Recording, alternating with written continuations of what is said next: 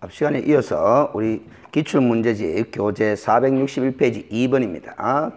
똑같은 문제, 1년 이하의 징역 또는 1천만 원 이하의 벌금에 처해지는 사유로 명시된 것이 아닌 것은 공인중개사가 자격증을 대여한 경우는 자격 취소 사유되고 1년짜리죠. 등록증, 개업공인중개사가 등록증을 양도 대여한 경우 절대적 등록 취소하면서 1년짜리죠. 개업공인중개사가 이중으로 사무소 개설 등록한 경우도 마찬가지 절대적 등록 취소 사유도 되고 1년짜리. 중개은행과 직접 거래를 한 경우는 금지행위죠. 3년짜리 금지행위입니다. 그래서 상대적 등록 취소 사유도 되고 3년짜리 형사처벌 대상도 되죠. 답은 4번이 되겠네요. 개업공인중개사가 천막 그 밖에 이동 이용한 임시 중개시설물을 설치한 경우, 이중사무소 설치한 경우와 마찬가지로 상대적 등록 취소 사유도 되고 1년짜리 그렇게 되겠습니다. 그래서 지금 1번, 2번, 3번, 5번 전부 다 그 4번도 마찬가지네요. 행정처분 대상도 되고 형사처벌 대상도 되고 병과할 수 있는 위반 사례들입니다. 3번에 금지행위와 그에 대한 벌칙의 연결이 옳은 것을 모두 고른 것을 하는데 우리가 금지행위 7가지를 강의하면서 항상 이렇게 공부하라 그랬죠. 3년짜리 금지행위, 1년짜리 금지행위. 그래서 7가지 금지행위가 모두 다 형사처벌의 대상이 됩니다. 금지행위는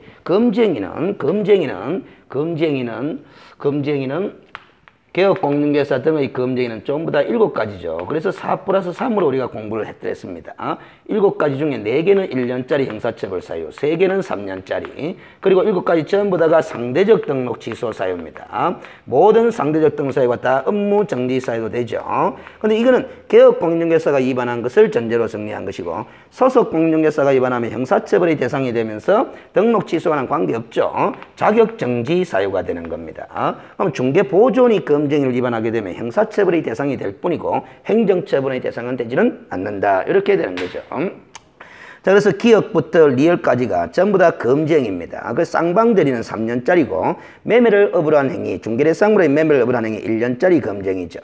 관계법령에서 양도가 금지된 부동산의 분양 관련 있는 정서 등의 매매를 중개하는 행위 3년짜리 금지행위입니다. 사례의 명목으로 보수 또는 실비를 초과하여 금품을 받는 행위 1년짜리 금지행위죠.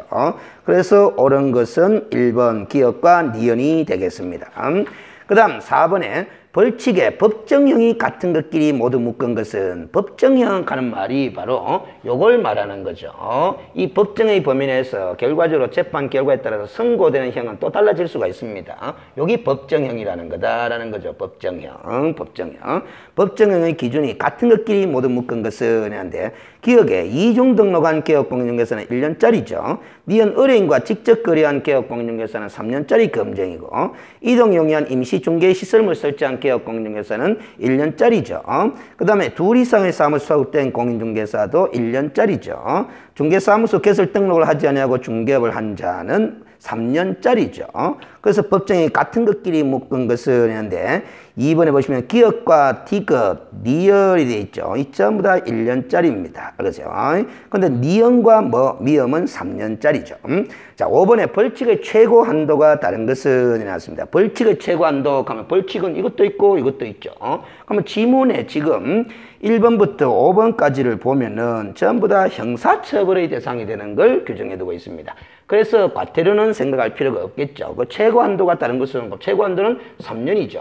알겠어요? 그러면은 이 4개는 1년짜리, 1개가 3년짜리가 되겠네요. 그래서 4번만 3년짜리고 나머지는 다 1년짜리 형사처벌 사유니까 최고 한도가 다른 것은 4번이 되겠네요.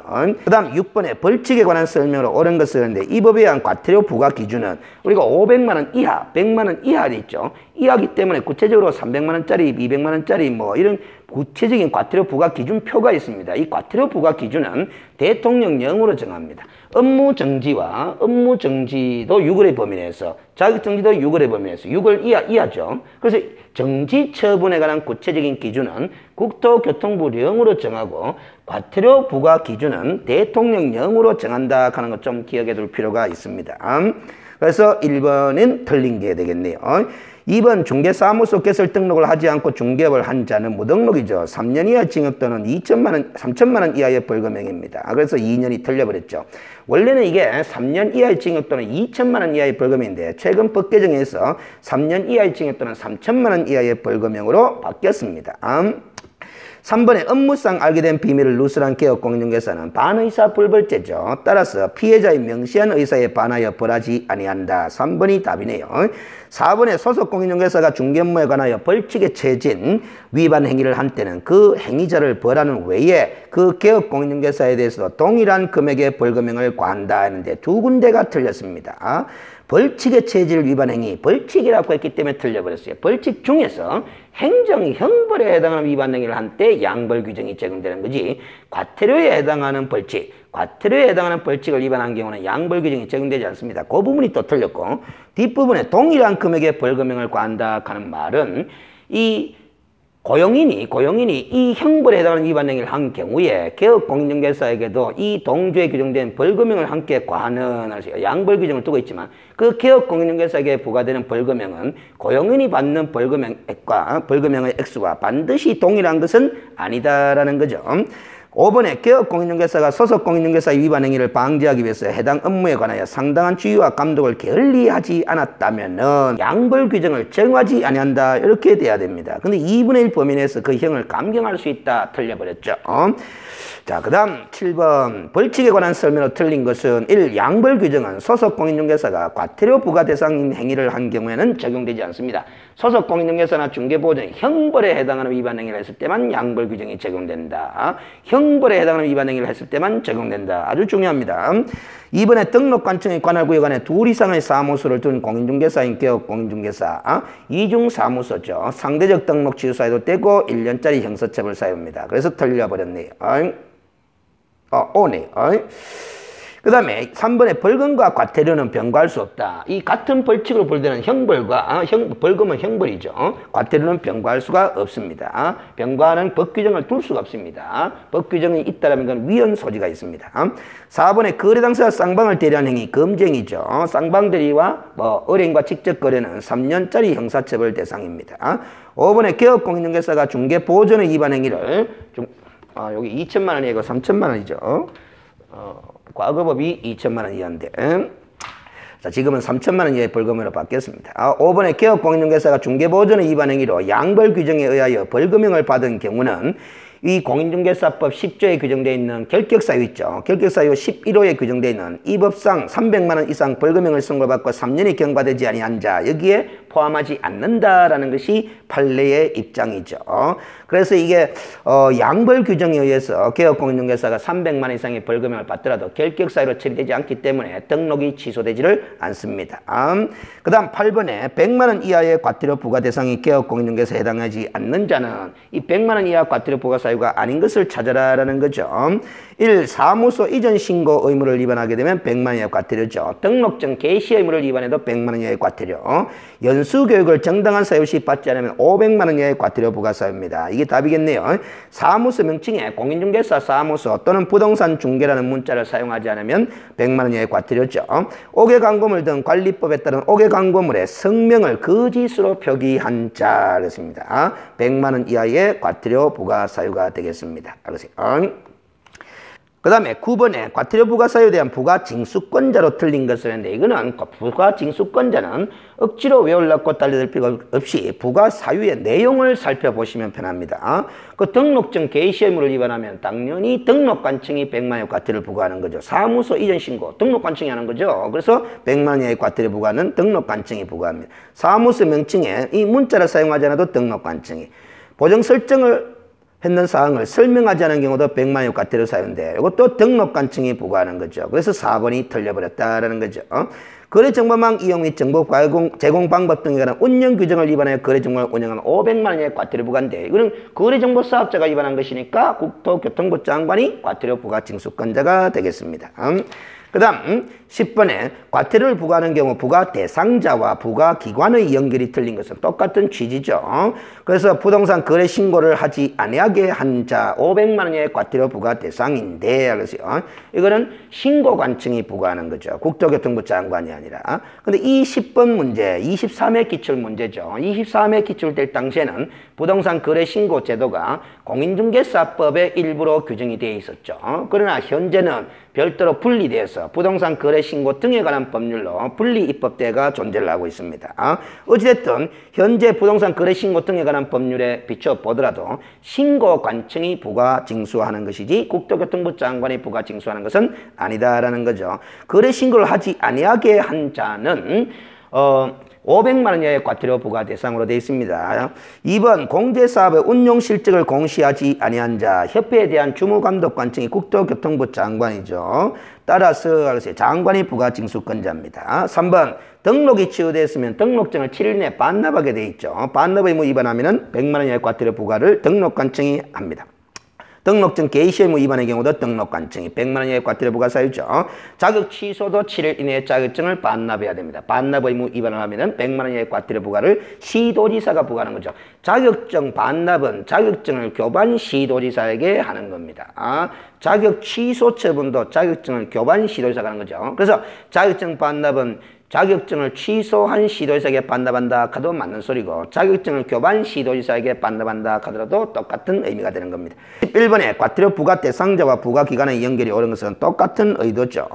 그래서 1번에 거래대금 지급 증명 자료를 제출하지 아니한 자였는데 이 문제 22의 기출문제죠. 마찬가지 지금 1번은 부동산 거래 신고제와 관련된 위반 사례입니다. 그때 당시에는 공인중개사 법령에 규정되어 있지만 지금은 부동산 거래 신고 등에 관한 법령입니다. 그래서 현재 원래 출제에서는 이 공인중개사 법령의 문제로 거래대금 지급 증명자료를 제출하지 아니한 자 이걸 지문으로 제시는 뭐하겠죠. 부동산 거래 신고 등에 관한 법령의 지문으로 소개는 할 수 있겠습니다. 시도지사가 아니라 신고관청이 되겠습니다. 개업공인중개사로 하여금 거짓된 내용으로 부동산 거래 신고를 하도록 요구한 자 마찬가지 신고관청이라 그랬죠. 등록증 게시하지 않으면 등록관청, 공제사업 운용 실적을 공시하지 않으면 시도지사가 아니라 장관이죠. 5개 광고문에 성명을 표기하지 않으거나 거짓으로 표기하게 되면 등록관청이 부가 징수권자입니다. 그래서 5번이 답이네요. 12번 똑같은 의도입니다. 부가처분 대상자, 부가금액 기준, 부가권자 세 가지를 모두 다 바르게 연결한 것을 찾아라라는 거죠. 그래서 답은 1번입니다. 근데 2번은 등록이 취소됐으면 등록증 반납을 하지 않으면 100만 원 이하의 과태료 부과 대상이고 등록관청이 부가권자죠. 3번에 거래신고 의무가 있음에도 부동산 거래신고를 하지 않은 개업공인중개사는 500만 원 이하의 과태료 부과 대상이죠. 해당 부동산 등의 취득가액의 100분의 5 이하에 상당한 금액에 관한 것은 거짓 신고했을 때 부과되는 금액 기준입니다. 국토교통부 장관이 아니라 신고관청이죠.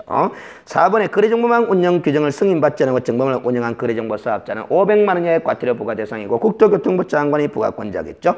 거래신고사항 누락에 따른 거래대금 지급 증명 자료를 제출하지 않은 거래 당사자는 3천만 원 이하의 과태료 부과 사유는 맞습니다. 그러나 신고관청이죠. 부가권자는. 그래서 틀려버렸습니다. 그래서 지금 방금 전에도 이야기했다시피 그 3번과 5번의 내용은 거래신고제도와 관련된 위반 사항으로서 현재는 공인중개사 법령에 규정된 내용이 아니라 부동산 거래신고 등에 관한 법령에 규정된 내용으로 지문을 살펴보시면 되겠습니다. 그 다음에 중개 실무 파트로 넘어가겠습니다. 이제 공인중개사 법령의 기출문제는 웬만큼 풀어봤습니다. 근데 제가 만든 이 기출문제집 편집 자료에 따르면 문제가 많습니다. 다른 출판사의 어떤 기출문제집을 보면은 문제를 최근 한 5년 정도 범위 내에서만 수록을 해두고 있는데 저는 가급적마다 필요하다 싶은 문제는 과거 10여 년 전에 거라도 15년 전에 거라도 일일이 다 수업을 해서 수록했기 때문에 분량이 좀 많습니다. 가급적 많은 문제풀이를 해보시는 것이 좋겠다 싶어서 문제를 많이 수록해두고 있는 거죠. 아무리 오래전에 기출된 문제라 하더라도 여전히 출제 유형을 점검한다는 측면에서 보면은 풀어보는 의미가 있겠죠. 그래서 반드시 법이 개정 많이 됐기 때문에 최근 5년간 기출문제만 풀어보면 된다 이런 식으로 쉽게 생각할 필요는 없습니다. 출제 유형 점검이 상당히 중요한 거죠. 다양한 측면에서 출제되고 있으니까 그 다양한 측면에 기출된 문제를 많이 경험함으로써 우리가 적응력을 기를 수 있는 장점이 있겠죠. 자, 중개실무 파트의 중개거래 접수 실무입니다. 1장은 1. 중개거래 접수에 대한 설명 중 틀린 것은 이란데 중개거래 접수라는 것은 중개계약의 체결을 의미하는 거죠. 영어로는 리스팅이다. 그렇게 이야기를 합니다. 개업 초기에 개업공인중개사는 우리 중개업자라는 용어를 실무적으로는 쓸 수가 있는 거죠. 법령상으로는 이 중개업자라는 용어는 개업공인중개사라는 용어로 바뀌었지만은 이 실무적인 표현으로는 여전히 중개업자라고 표현을 할 수도 있는 겁니다. 그래서 개업 초기의 중개업자는 개업 시 개업 축하연 등을 통해서 중개 의뢰 접수를 행할 수도 있겠죠. 리스팅의 획득은 일반 상품의 구입, 진열과 같은 중개 영업의 출발점이 되는 것이 바로 리스팅이 획득이 되는 거죠. 중개 의뢰 접수다. 그래서 중개 의뢰 접수로부터 중개 업무는 시작이 된다. 이렇게 이야기할 수 있는 거죠. 그 다음에 3번에 공지, 공가 등에 대한 조사를 통해서도 유효한 리스팅을 획득할 수도 있겠죠.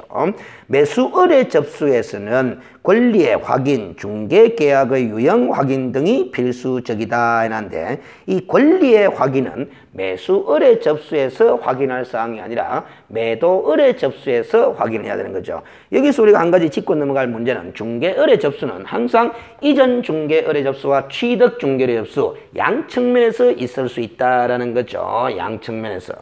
우리가 중개의 구조를 그림을 통해서 우리가 학습을 한 바가 있죠. 중개 대상물에 대하여 거래 당사자 간에 매매, 교환, 임대차 그 밖의 권리 획득, 실병유한 행위를 알선하는 것이 중개다 그랬습니다. 이 중개를 업을 하는 개업공인중개사죠. 그리고 이 거래 당사자가 결국 개업공인중개사에게 의뢰를 하게 되면 의뢰인이 되는 겁니다. 그래서 이쪽은 이전 의뢰인이 된다면은 이쪽은 뭐다? 취득 의뢰인이 될 수 있는 거죠. 그래서 항상 중개의 접수라는 것은 갑의 입장에서 보면은 이전 중개의 접수가 있을 수 있고 취득 중개의 접수가 있을 수 있다라는 소리가 됩니다. 그래서 이렇게 취득 중개의 접수 시에는 권리관계의 확인이 필요하지 않다라는 거죠. 5번 순가 중개계약은 공인중개사 법령상 금지행위에 해당될 수 있다 했는데 이 문제가 출제될 16회 당시에는 공인중개사법이라고 칭하지 않았고 부동산 중개업법이라고 칭했다라는 겁니다. 그래서 여러분들은 이 부동산 중개업법이라는 표현을 공인중개사법으로서 생각을 하셔도 됩니다.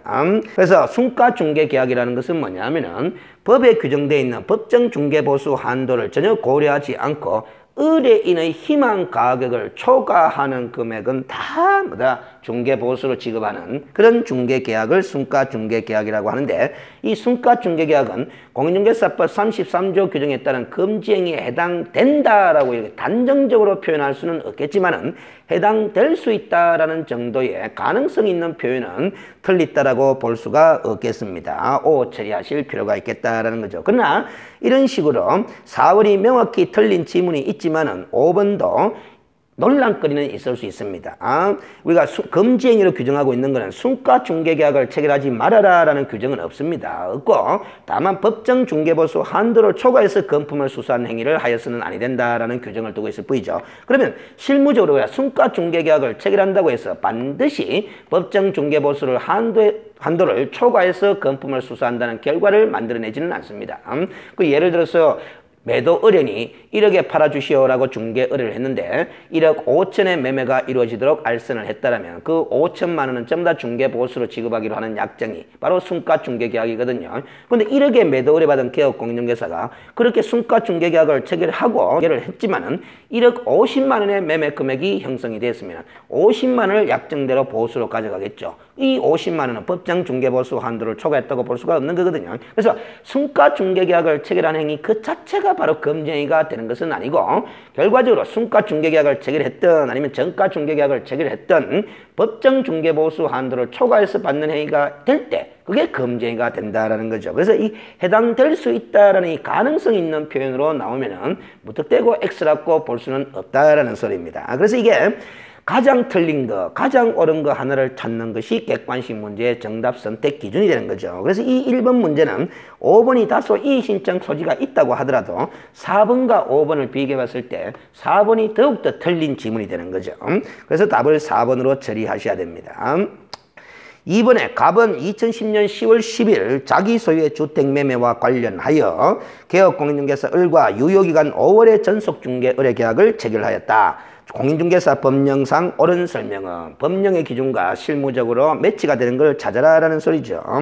1. 전속중개계약의 유효기간은 3월이므로 갑과 을 간의 전속중개계약의 기간은 3월로 단축된다 해놨는데 우리가 법에서 공부한 바에 따르면 당사자 사이에 약정에서 따로의 유효기간을 정할 수도 있는 거죠. 그 유효기간을 정하지 않았다면 3개월이 되는 이런 식으로 해석을 했습니다. 그래서 당사자 간에 5월의 전속중개계약의 유효기간을 합의했으면 5월이 되는 겁니다. 3월로 단축되지는 않는다라는 거죠. 2번 의리 전속 중개계약서를 보존해야 되는 기간은 우리 법에 따르면 3년을 규정하고 있죠. 3번에 의리 일간신문에 중개대상물에 관한 정보를 공개한 경우 지체 없이 갑에게 그 내용을 문서로서 통지해야 된다. 이게 옳은 답방이네요. 그래서 전속중개 의뢰 접수를 받은 개업공인중개사는 7일 이내에 부동산 거래 정보망 또는 일간신문에 정보를 공개해야 될 의무가 있습니다. 그리고 공개한 내용은 다시 지체 없이 의뢰인에게 문서의 형식으로 통지를 하라라는 규정을 두고 있는 거죠. 그래서 3번이 법령에 적합한 실무 처리가 되겠다라는 겁니다. 4번에 갑이 비공개, 의뢰인이 비공개를 요청하지 않으면 개업공인중개사는 정보를 공개해야 되죠. 며칠 이내에 공개를 해야 되지만 7일 이내에 공개를 해야 됩니다. 그런데 10월 20일 이내에 했기 때문에 7일이 넘어버렸죠. 5번에 을은 갑에게 계약 체계로 2주일에 1회 이상 중개 업무 실사항을 통지해야 되는데 그 방법을 제한하고 있죠. 우리 전속중개계약서 서식에 따르면 문서로 통지하도록 되어 있습니다. 그래서 그 방법에는 제한이 없다 했기 때문에 틀리게 되는 거죠. 3번 문제 중개계약에 관한 설명으로 옳은 것은 했는데 1. 전속중개계약 유효기간 내에는 의뢰인이 스스로 발견한 상대방과 거래계약을 체결할 수 없다 했는데 틀려버렸습니다. 이 전속중개계약과 독점중개계약의 차이점이 바로 이 부분이죠. 이 전속중개계약의 경우는 유효기간 내에 의뢰인이 스스로 발견한 상대방과 직접 거래계약을 체결하더라도 전속중개계약 위반이 되지는 않습니다. 다만 우리 공인중개사 법령에서는 개업공인중개사가 중개인을 하면서 소요된 비용이 있다면 그 비용만큼은 중개보수 금액의 50%를 한도로 해서 지급하도록 그렇게 규정을 하고 있는 거죠. 그래서 위약금을 지불하는 케이스가 아니기 때문에 스스로 발견한 상대방과 거래계약을 체결할 수 있다라고 해야 어가 되는 겁니다. 2번에 전속중개계약을 체결한 개업공인중개사는 원칙적으로 중개대상물의 공법상 이용 제한 및 거래 규제에 관한 사항을 공개해서는 안 된다 해놨는데 원칙적으로는 오히려 공개를 해야 되는 거죠. 예외적으로 비공개를 요청받은 경우는 공개해서는 아니 되겠죠. 3번 소속공인중개사가 중개를 접수하여 그 중개업무를 수행한 경우는 이 법 시행규칙 별지서식 중개계약서에는 개업공인중개사와 소속공인중개사가 함께 서명 또는 날인하도록 하고 있다 하는데 그러니까 일반 중개계약서든 전속중개계약서든 그 서식을 또 소속공인중개사가 작성하였다 하더라도 이 개업공인중개사와 함께 서명 또는 날인하는 날이 없습니다. 그래서 항상 일반 중개계약서와 전속중개계약서는 개업공인중개사만이 서명 또는 날인을 한다 이렇게 알고 있으면 됩니다. 이 당위 업무를 수행한 소속공인중개사가 개업공인중개사와 함께 서명 날인해야 될 의무가 있는 서식은 두 가지뿐입니다. 거래계약서와 확인설명서 이 두 가지 서식뿐이다라는 거죠. 4번에 이 법의 시행규칙 별지서식에 중개계약서가 두 가지가 있죠. 일반 중개계약서도 있고 전속중개계약서도 있습니다. 기재란에는 뒷면이 기재란인데 권리 이전용과 권리 취득용으로 구분해서 기재하도록 그렇게 규정을 하고 있죠. 이전 중개례 접수, 취득 중개례 접수. 5번에 개업공인중개사가 국토교통부령이 정하는 전속중개계약서 15서식이죠. 의하지 아니하고 전속중개 의뢰 접수를 받으면 의무 위반입니다. 업무 정지 처분 사유에 해당하는 거죠. 그래서 상대적 등록치 사유는 아닙니다. 그 다음 4번 문제 중개계약에 관한 내용으로 틀린 것은 1. 개업공인중개사 A는 매도인 B와 5개월간의 전속중개계약을 체결할 수도 있죠. B의 요청에 의하여 정보를 비공개하기로 합의할 수도 있습니다. 그러면 전속중개계약서에 비공개하라고 기재를 해두도록 되어 있습니다. 개업공인중개사 C는 중개인 D와 일반 중개계약서를 작성하였고 그 계약서에 거래 예정 가격에 대한 중개보수를 기재하도록 되어 있죠. 그래서 우리가 그 중개계약서에도 일단 중개보수에 관한 합의사항을 기재하도록 하고 있습니다. 근데 그 중개보수의 산출 기준이 되는 것은 결국 의뢰인의 희망 가격을 기준으로 산출을 할 수밖에 없죠. 그 의뢰인의 희망 가격을 법령에서는 거래 예정 가격이라 그렇게 표현을 하고 있습니다. 그 다음 3번에 등록관청은 국토교통부령에서 정하고 있는 전속중개계약서에 의하지 않고 중개계약을 체결하게 되면 위반으로서 업무 정지처분 사유입니다. 그래서 O가 되겠네요. 3월이냐 4월이냐 그까지는 물어보지 않으니까 이거는 O라고 보시면 됩니다. 업무정지는 6월의 범위 내에서 기간을 정하니까 6월보다도 초과되지만 않으면 O 처리하시면 되겠습니다. 4번에 개업공인중개사가 전속중개계약을 체결한 때는 그 전속중개계약서는 3년간 보존하도록 되어 있죠. 위반 시에는 업무정지 사유입니다.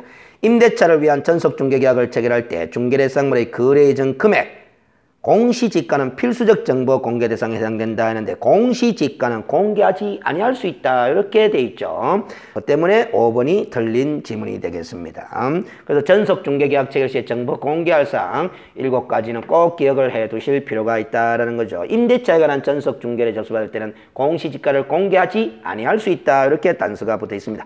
5번에 중개계약에 관한 내용 중 틀린 것은 1. 서면에 의한 중개계약은 중개업자, 즉 개업공인중개사의 책임과 의무를 명확히 하고 최선을 다해 서비스를 제공하도록 유도하는 바람직한 효과가 도모될 수 있기 때문에 우리 공인중개사법 22조와 23조에 대해서는 입세서는 전속중개계약서, 일반중개계약서 작성을 유도하는 그런 규정을 두고 있죠. 다만 일반 중개계약서는 권장제도로 되어 있고 전속 중개계약서는 의무 사용 서식으로 규정이 되어 있다는 것뿐입니다. 이번에 중개의뢰는 중개의 내용을 명확하게 하기 위하여 중개업자에게 일반 중개계약서의 작성을 요청할 수 있다. 개업공인중개사라고 용어를 바꿔서 읽으시면 됩니다. 그래서 작성을 요청할 수 있을 뿐 요청하여야 하는 것도 아니고 요청을 받은 개업공인중개사가 반드시 응해야 될 의무도 있는 것도 아닙니다. 3번에 전속중개계약을 체결한 때는 거래정보망에 여러 가지 사항을 정보를 공개해야 되죠. 정보 공개할 사항들. 거래정금액도 권리관계 관한 사항도 공개를 해야 되지만은 또 중개대상물의 종류 등도 공개해야 되겠지만은 권리자의 주소, 성명 등 인적 사항에 관한 정보는 공개해서는 아니 된다라는 점 아주 중요합니다. 4번에 개업공인중개사는 의뢰인과 전속중개계약을 체결한 때는 2주일에 1회 이상 업무 처리사항을 문서로 통지하도록 규정되어 있다. 중개업자라는 용어는 미처 제가 수정하지 못했습니다. 죄송합니다. 그래서 개업공인중개사라는 용어로 바꾸어서 읽으시면 되겠습니다. 5번에 중개의뢰는 개업공인중개사와 일반 중개계약을 체결하였다 하더라도 중개대상물의 거래에 관한 중개를 다른 중개업자에게도 다른 개업공인중개사도 의뢰할 수 있는 것이 이게 바로 일반 중개계약의 특징이죠.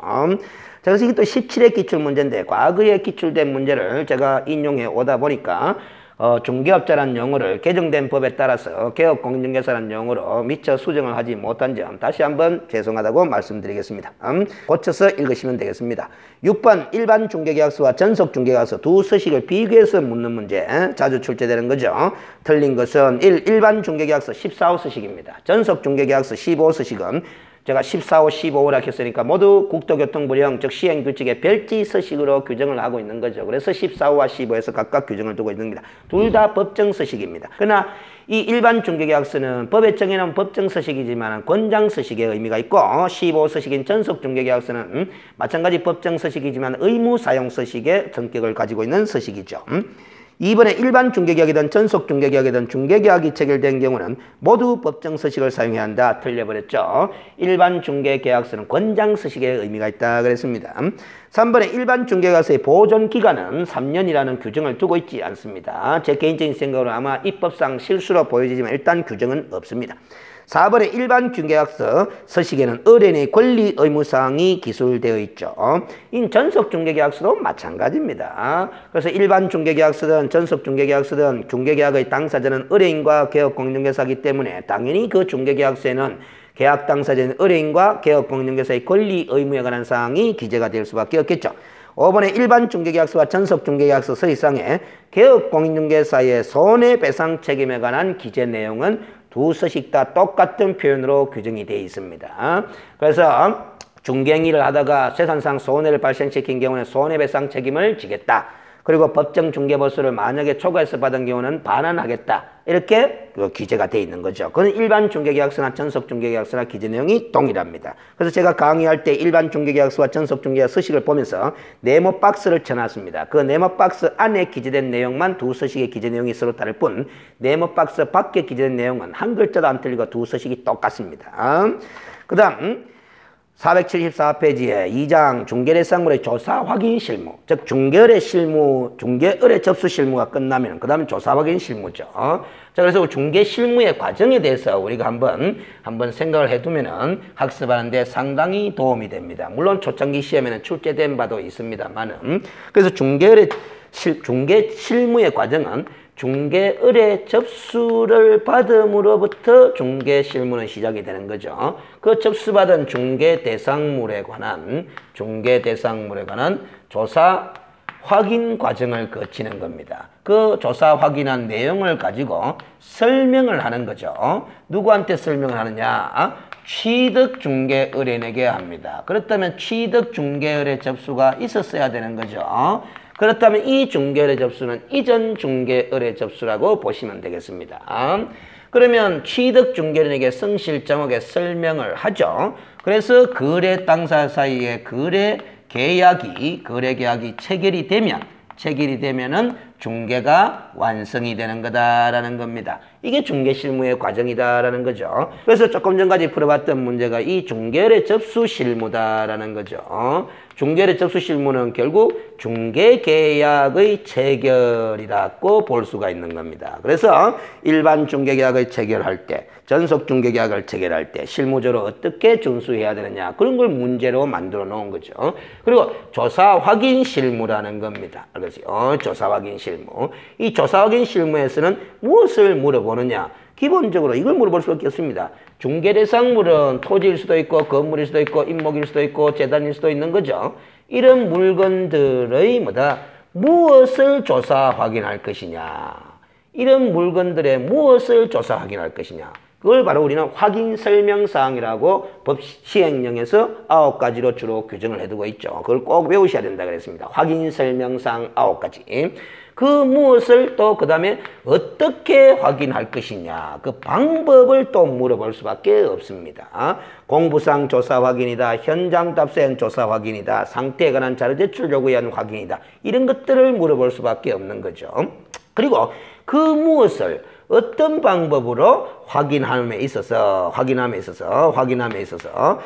동원해야 될 관련 지식들이 있다 이 말이지. 지식들. 이런 지식들을 활용할 줄 모르면은 확인을 못 한다라는 거죠. 그래서 그 지식을 확보하고 있느냐 없느냐를 또 문제로 구성하게 되는 거죠.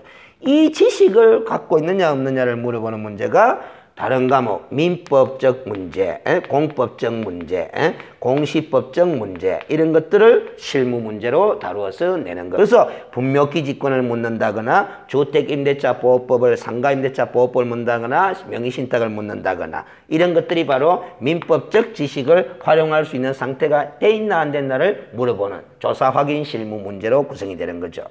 공법도 묻는 농지 취득 자격증명을 발급받아야 되는 경우인지 안 받아야 되는 건지, 농지의 임대차에 관한 계약은 서면으로 해야 되는지 구두로 해야 되는지, 이런 것들을 공법 시간에 공부를 하는데 그런 것들을 활용해서 실무 문제로 구성을 하게 되는 거죠. 또 토지대장을 통해서 확인할 수 있느냐 없느냐, 등기부를 통해서 확인할 수 있느냐 없느냐, 이런 것들을 조사 확인 실무 문제로 구성을 하게 되는 거죠. 이런 부분이 한 5문제에서 6문제 정도가 실제로 출제가 되고, 이런 것들은 다른 과목을, 특히 민법, 공법, 공시법을 열심히 공부하다 보면 자연스럽게 풀릴 수 있도록 이렇게 대비를 해 두셔야 되는 겁니다. 그래서 여러분들이 이 과목이 고득점 과목이라고 하는데 자꾸 중개 실무가 어렵다 실무보다 법령보다는 실무가 어렵다 하는데, 결국 다른 과목이 학습이 소홀히 돼 있기 때문에 어렵다 이런 말이 나온다고 봅니다. 알겠어요? 그렇다고 이 과목을 강의하는 제가 민법, 공법, 공시법의 어느 부분에서 시험 문제가 나올지 기본적으로 예상도 제대로 되지 않는데 민법적 지식, 공법적 지식, 공시법 지식을 제가 일일이 다 강의를 해드릴 수가 없는 거죠. 그리고 분묘기지권에 관한 문제만 하더라도 민법을 공부하면서 학습을 해가 이쪽에서 문제를 푸는 과정에서 좀 보충을 해놓고 이렇게 하시는 수밖에 없습니다. 자, 그래서 474페이지에 그래서 1번 문제 이것만 풀고 이번 시간에는 마무리를 짓고 다음 시간부터 2번으로 넘어가도록 하겠습니다. 1번 개업공인중개사의 중개대상물의 확인 설명 의무에 관한 설명으로 옳은 것은 했는데 1. 소속 공인중개사가 중개하여 작성한 확인 설명서는 중개 완성 해야 되는 거죠. 하지 않으면 자격정지 사유가 되는 겁니다. 2번에 확인설명서 서식은 4종류가 있죠. 1, 2, 3, 4. 주거용 건축물은 원서식입니다. 구조나 진동에 관한 확인설명 의무는 없다 했는데 틀리죠. 주거용 건축물의 대상물건의 표시란을 보면은 확인설명서 원서식의 대상물건의 표시란을 보면은 건축물의 구조를 기재하도록 돼 있고, 그래서 진동은 세부 확인사항란에 보면 소음, 진동, 일조 이런 거 환경 조건에 관한 사항으로서 기재하게 돼 있습니다.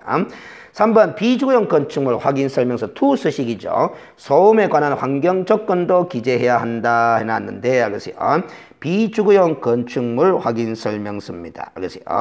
확인설명서 기재사항이 아니죠. 알겠어요? 왜냐? 비주거용 건축물이기 때문에 소음에 관한 것은 거래상 중요사항이 될 수가 없습니다. 그러나 진동 이런 것 환경 조건에 관한 사항은 기재사항이 아닙니다. 그래서 소음 등 환경 조건 아예 비주거용 건축물일 경우는 환경 조건에 관한 사항은 기재사항이 아니다. 주거용 건축물일 때 기재사항에 해당한다. 그래서 우리가 확인 설명서의 서식의 기재사항을 구별할 때는 일일이 서식을 보면서 학습을 하면서도 중개대상물의 특성을 좀 생각하면서 판단을 하실 필요가 있다라는 거죠. 4번에 중개대상물의 건재당권이 설정된 경우 우리 대법원 판례에 따르면 실제 피담보 채무에까지 조사 확인하여 설명할 주의 의무는 없다라고 보고 있죠. 채권 최고에까지 조사 확인하여 설명하면 족하다. 다만 이 실제 피담보 채무에 관한 그릇된 정보를 마치 진실인 양 그대로 의뢰인에게 전달하는 행위는 선량한 관리자의 주의 의무 위반이다. 이렇게 보고 있습니다. 5번에 토지에 관한 중개대상을 확인 설명서 3 서식이죠. 등기된 토지 임차권이 존재하더라도 이를 기재할 필요는 없다 하는데 우리가 확인 설명서 서식에 권리관계에 관한 사항은 두 군데 기재하게 되어 있습니다. 등기된 권리관계는 기본 확인사항란에, 등기되지 않은 권리관계는 세부 확인사항란에 기재를 하도록 되어 있습니다. 확인 설명서 1, 2, 3, 4 서식은 꼭 기본서의 서식을 점검하실 필요가 있습니다. 말로만 들어서는 기억이 안 됩니다. 확인 설명서 1, 2, 3, 4 서식을 눈으로 직접 보면서 중개대상물의 특성도 고려해가면서 1 서식은 주거용 건축물이니까 이런 걸 다 기재하구나. 2 서식은 비주거용 건축물이니까 이런 것들은 기재하지 않구나. 이런 식으로 점검을 하실 필요가 있다라는 소리입니다. 자, 오늘 시간은 마무리하고요. 다음 시간에 475페이지부터 진행하도록 하겠습니다. 수고하셨습니다.